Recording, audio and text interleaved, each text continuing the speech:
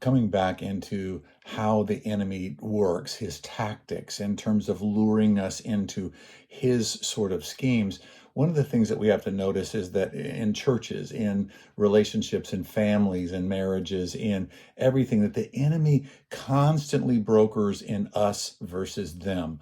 Us versus them. And so, what ends up happening is that he will help us to interpret something someone said or some political movement or anything, and he will just charge us with the us versus them, us versus them, us versus them. And I remember one of my mentors actually had said, John Wimber had said, your brother is your brother and the enemy is your enemy. Your brother is never your enemy.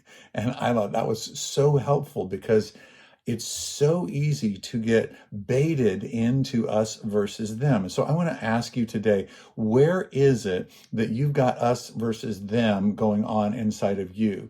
And where are you allowing that just to get pumped up more and more and more, for you to get more and more agitated? And because if he can get you more and more agitated, he can get you in the flesh. He can just shepherd and maneuver you in any way he wants to. If he gets you kind of all festered up, all, sort of riled up within yourself in an us versus them kind of scenario. And then he just divides and conquers. Again, it's his game. He loves doing it. He's very good at it. He's very smart and he's very experienced. And we are none of those things. And so we're susceptible. We need to humble ourselves before God and say, Lord, show me where us versus them has found a place in me, and help me to, for one, forgive.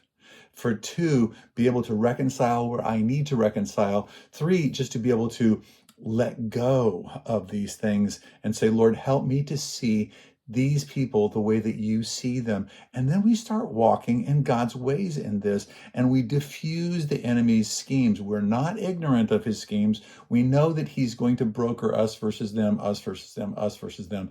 Christians are just as susceptible, maybe even more than that, but he does this all the time. Us versus them. Be on the lookout.